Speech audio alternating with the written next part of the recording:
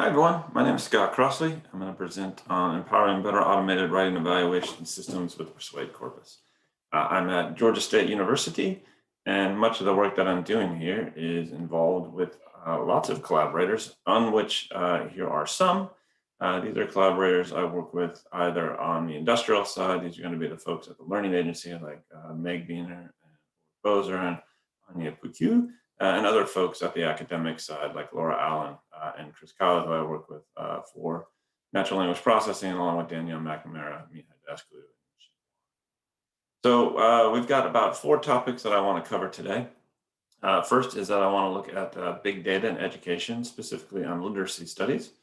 I'm going to talk a little bit about how natural language processing can be used in text analysis to help better inform big data in education. We're going to spend a little bit of time talking about how we can crowdsource algorithms and human annotations to speed up the process of developing learning, engineering, and technology tools, and then talk a bit about how we can use industry and philanthropy and academic collaborations to develop better educational technology tools for the K through 12 classroom. So our focus today is going to be on academic writing. Why academic writing? Well, it's a point of consternation in most of our schools because less than a third of high school students are proficient writers. And this is more true for low income and minority students. And the solution is relatively easy. Students just need more opportunities to write and be given granular feedback to help them improve on their writing. However, providing feedback to students, especially granular feedback, is difficult and time consuming. So teachers struggle to find time to provide this feedback. And most educators feel overwhelmed with all of their grading responsibilities. This is more true for teachers in lower income schools, where almost 20% are more likely to report being overburdened. So of course, then we want to look for a solution. And the solution so far has been something called automatic writing evaluation systems, or AWE systems. These are basically computer-based tools that assess writing and provide feedback to users. Most of these tools have been developed in the commercial area, so things like Criterion or Fine-Tune or PEG writing or revision assistance. Although there are some intelligent tutoring systems that have been developed in the academic side. I have a quote here for Writing Pal, which is developed at Arizona State University with Danielle McNamara, along with a few others, including Laura Allen and me. So the commercialization of these systems is expanding rapidly. So College Board uses Fine-Tune to provide writing to over 3 million students in AP courses. And generally, these AWE systems are effective. I put an asterisk next to them because most of the work that's been done on looking at the reliability and validity of these systems has been done in-house. So these are basically commercial systems where the industrial partners are reporting on how effective these systems are. And revision assistant reports that districts that use its products the students in those districts are more effective at writing than those that don't. PEG says that they can reduce burdens for teaching, which is great, or for teachers, which is great. And Criterion has reported for years that its scoring system is effective as. Now, of course, there are problems with AWE tools. The major one for me is that the information about these tools is proprietary. So it's very hard to gauge how valid or reliable these are because published experiments are rare and they're not accessible to research to really look at the reliability and the validation of these. The pedagogy that is found in these tools is usually divorced from educational research. And many of the algorithms that provide feedback to the students are based on surface level features like conventions or grammar or word choice. But most importantly, from a K through 12 AI perspective, the cost of these tools puts them out of reach for many teachers and students, especially those from under-resourced schools. Those are the populations that we need to serve. So, of course, again, is there a solution? Our solution is going to be something called the Feedback Prize. The Feedback Prize, in partnership with Bill and Melinda Gates Foundation, Chan Zuckerberg, Schmidt Futures, and my industrial partners, the Learning Agency Lab. The purpose is to basically host competition to develop more advanced and open source AWE algorithms, focused mostly on argumentation, because argumentation is an area of writing that is much more discourse specific, much more difficult and much harder to analyze, but much more of an important element of writing, more so than seeing like grammar or conventions. So the goals of the Feedback Prize is to release a large-scale corpus of annotated academic writing for research purposes, and then provide all of these algorithms freely to government, state, and local agencies and researchers to use in their own systems or in their own research. Now, of course, most of government, state, and local agencies aren't going to be able to develop their own open source AWE tools. So we have a phase 3, not funded yet, but our goals are to get it funded, which is basically to develop an open source AWE tool to provide free access to educational technologies to all students within K through 12 schools. So why argumentative writing? Well, it's a crucial skill, not just in academia, but in personal professional settings as well. It's cognitively demanding. It requires a strong analytical structure and critical arguments that need to be systematically supported hierarchically. And most people would argue that it's one of the most difficult types of writing.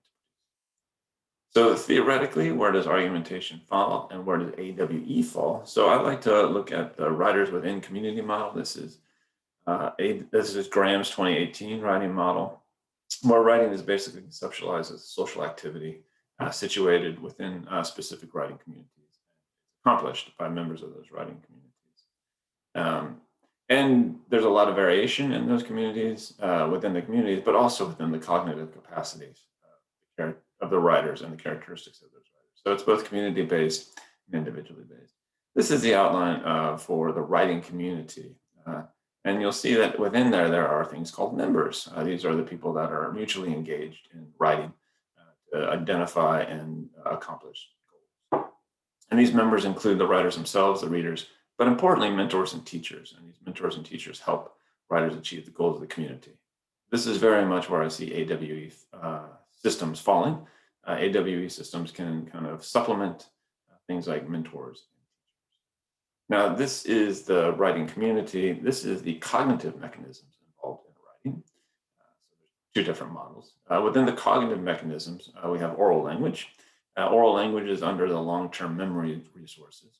And this is basically knowledge and beliefs about the values of the writing and expectations for success. And within oral language, we have the ability to choose the right words, convey intention, and pragmatic knowledge. So basically how to construct an argument is found within oral language skills. And then there's also the point of the revision process itself. This is under specialized writing knowledge. The idea is that within this long-term memory resources, there's also this ability to write content and draft text, but then evaluate and revise plans of these texts. So the AWE systems are very much involved in this revision process. So what do we want to do with all this information? We are going to introduce something called the Persuade Corpus. And the Persuade Corpus, not my acronym, it's a great acronym, for at Learning Agency created it.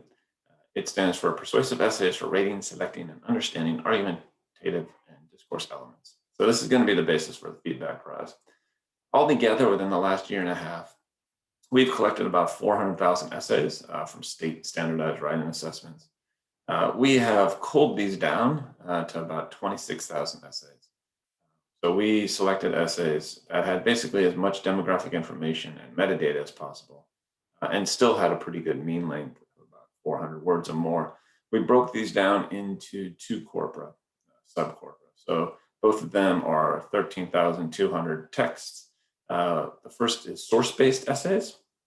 And so these are essays where the student reads a source or four sources, and then has to write an argumentative essay supporting some type of position based on the data from those sources. And we have essays from grade levels 8 through 12 from about 7 prompts. We have an equally large independent essay corpus of 13,200 texts. Independent essays don't require any background knowledge, so you can write an essay basically on your favorite color or why do you think birds fly so high? And these also come from grade levels 8 to 12, and they are followed on 8 prompts. One thing that we are very careful about in the Persuade Corpus is basically our sample selection. And one reason that we're careful about our sample selection is that we want to make sure that our corpus basically advocates for equity in school. And one way to do that, at least within machine learning algorithms, is to make sure that we have as little bias as possible within our machine learning algorithms. And one way to do that is to make sure that the corpora that the machine learning algorithms are going to be based on do not marginalize groups by underrepresenting their culture or communities. So we want to make sure that we have a good representation across all communities and cultures, so that there aren't any unintended outcomes in our machine algorithms and the systems that are developed from it. So this is our sample selection for socioeconomic status. On the left is the national representation. In the middle is the independent sample, and on the right is the text sample. It is super important to note that our national representative sample only includes public schools. So you can see that we fall a little bit behind on our socioeconomic status for our independent samples, but we're doing almost oversampling for our text-dependent samples. If we were to include private schools, we would have a much better balance. Oops, sorry. We also want to look at sample selection for race and ethnicity. Again, on the left is our national representative corpus. In the middle is our independent sample, and on our right is our text-dependent sample. We have strong representation across all communities in both of these corpora. And the hope, of course, is that because we have strong representation across these communities, any NLP algorithms that are derived from here are going to show less bias. And we can also do subclassification tasks where we can test whether or not an NLP algorithm for annotating and assessing the quality of argumentative discourse elements is biased in some way. So once we have developed our corpus and we have it available, the next thing that we have is human annotations. We're in the process of the human annotation right now. We're working with a large-scale testing assessment company to provide human annotations. And we're providing human annotations on the following four things. First are argument features and their quality. So basically, human annotators are going through each essay, and they're saying, hey, this is a position, this is a claim or a counterclaim, this is evidence or rebuttal. And they're also providing a quality score on a scale of basically 1 to 3, effective, adequate, inadequate. We're also annotating for discourse elements and their quality. So does the essay have a lead, something that really grasps or grabs their attention? And does it have a concluding statement?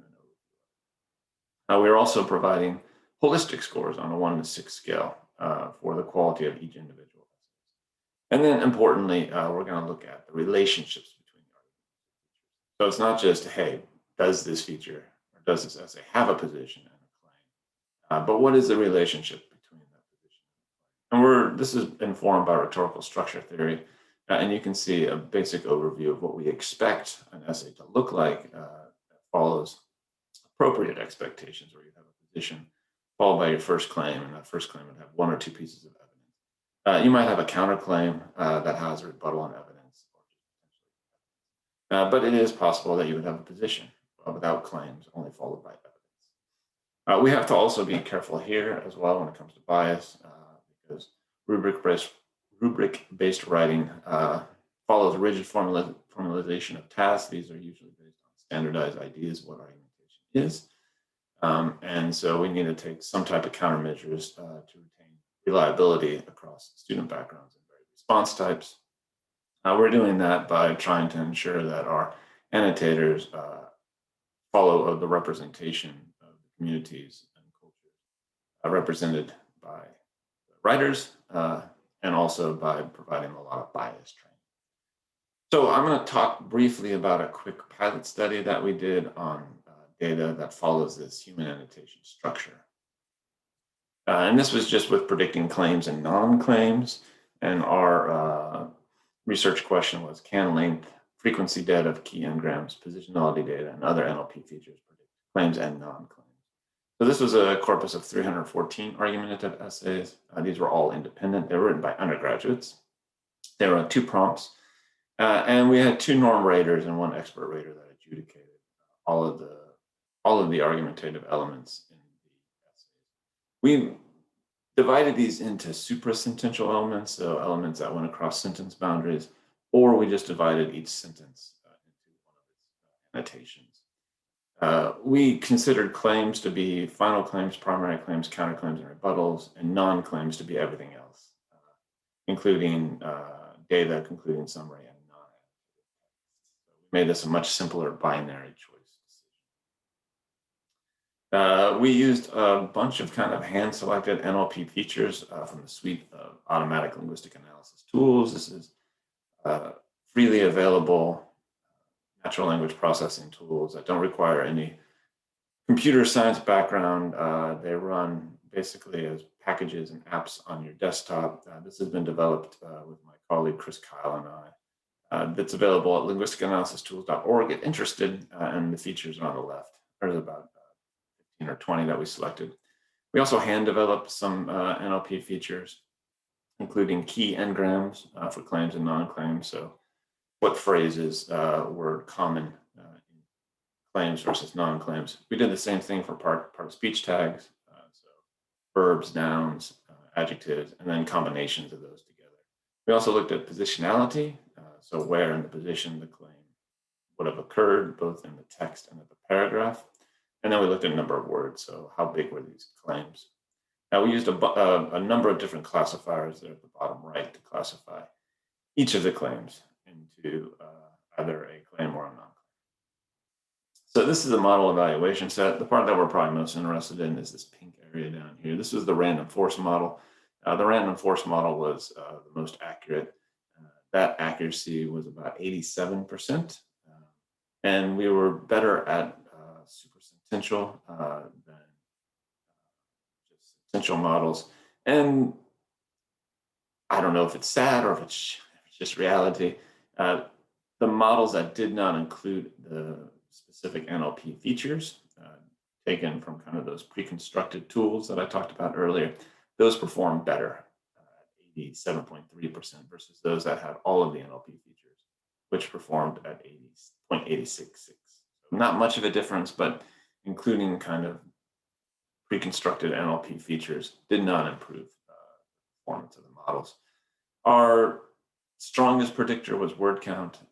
We also had where the position of the elements were in the essay, and then the bigrams. I wanted to speak a little bit about those key n-grams because they kind of give you an idea of what's happening within the essay. These are basically the key n-grams for claims, and these are the key n-grams for non-claims.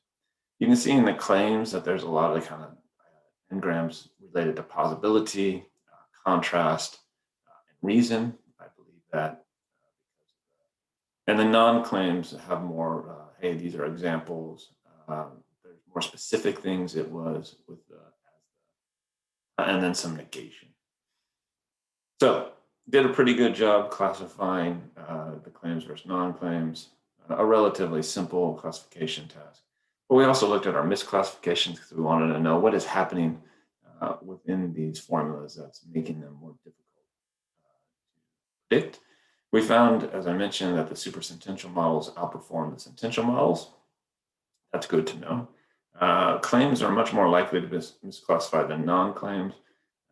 This may be because the claims themselves are similar, like the position and the claims they might have more similar types of linguistic features. We didn't really find any differences in accuracy based on essay quality or length, which is good. So across the board, these algorithms work with short essays or poorly written essays. And we looked at errors based on micro-classifications, and we found that the primary claims and the final claims, the non-annotated claims, that's here, were the micro-classifications that were most likely to be misclassified. So overall, we had relatively high accuracy, and it's a 10% improvement over similar studies. The inclusion of more theoretically motivated linguistic features did not improve accuracy. This is quizzical to me and something I really want to look into more. And then our misclassifications provide guidance for improvement and future directions. So obviously we need to conduct some microstructure analyses, not just looking at a binary claim versus non-claim. We need to really work on improving the NLP features that we use, theoretically motivated NLP features. And we need to make sure that these NLP features can inform feedback mechanisms. So then, of course, what is our next steps? The next steps for the feedback prize in this Persuade Corpus is to host a Kaggle competition. So we're going to offer a prize money of about $150,000. And this is basically to develop algorithms that are fully open science and available to the community. And it's open to any data scientists within the Kaggle community that want to compete. We'll release all of the data freely, all of the corpora freely. That will be another next step as well, is all the kind of sub-analyses of the corpora that we do. After that, we will soon seek phase 3 funding, and that's basically to develop an AWE system that is freely available to students, teachers, and administrators. This will include argumentative and discourse features that come from this feedback prize, but we'll also include NLP features related to things like lexical sophistication, cohesion, essay structure, organization, syntactic complexity. Much of this is things that I've been working on in the past 5-10 years with Laura Allen and Danielle McNamara, either in WritingPal, or we have another tool that we're developing right now called the Writing Assessment. And then, of course, we need to develop interfaces for classroom management so that students and teachers have access to these tools and have kind of the organizational principles to use these tools and organize them in a classroom so that feedback can be given meaningfully to the students. So what is the larger goals of this work and other work? Well, I wanted to talk about larger goals. I want to try to contrast what I'm going to call industrial technology and academic technology, and the strengths and weaknesses of both. So let's talk first about industrial technology. Oftentimes it is divorced from educational research. So it may not have as much robust validation testing. Oftentimes it often relies on efficiency. So how quickly and easily can we build these tools? And less so on how easy the tools can be adopted or the efficacy of the instructions that's provided. So unlike academic technology, it doesn't always engage in evaluation or refinement. These tools are also designed and developed with limited input from relevant stakeholders. So they might be poorly aligned with the needs of the classroom, and they might not be aligned with teachers or students or parents for that matter. And as a result, many researchers have argued that educational technology tools have more or less failed to live up to their promise, and they don't always demonstrate strong impact on learning, contrary to what the companies themselves. Now, of course, we have academic technologies, which have their problems as well. Unlike kind of industrial technology, academic technologies are pretty carefully designed and developed, oftentimes based on large-scale randomized controlled trials, rigorous experimentation, empirical evaluation. However, all of this is extremely time and resource intensive, sometimes not practical at all. And another bigger problem is that because of the time it takes to develop academic technologies, by the time they're built and fully vetted, they may not be relevant anymore. The technology has moved on. And another problem with academic technology is that the academics themselves may not have the funding to keep the project moving, and the project just dies. So what is our solution? If there is a solution. Basically, we need to work more closely at merging industry and academia and educational technology tools and AI K through 12. So I would argue that we need to develop technologies that are theory-driven, where the science of learning is privileged. Right? And science of learning pretty clearly states that meaningful long-term learning emerges from tasks that are active and engaging. They're tailored to students' individual needs and experiences, and they're adaptive. We also need to be able to have fast-fail experiments, so we can quickly adapt technologies to improve short-term outcomes. And fast-fail, like these experiments aren't meant to just fail, but they're meant to be iterative. So the idea is that we have to be open to the idea of failure and learn from the mistakes that come from fast testing of technologies to see whether they work or not. But this is going to take really diverse teams and multiple stakeholders. The first teams are going to have to be industry, university, and nonprofit researchers that come together and have funding together to develop tools, to develop technologies that really work in the K-12 frame. They work for the students, they work for the teachers, and they work for the parents. That's the other important component. So that's where I'd like to see K-12 AI and educational technologies moving. That's what a lot of my research has been doing in the last couple of years. So with that, thank you. And I think we are going to have opportunities for virtual questions. If not, always feel free to email me at scrossley@gsu.edu. And I would happily take any questions. Thank you.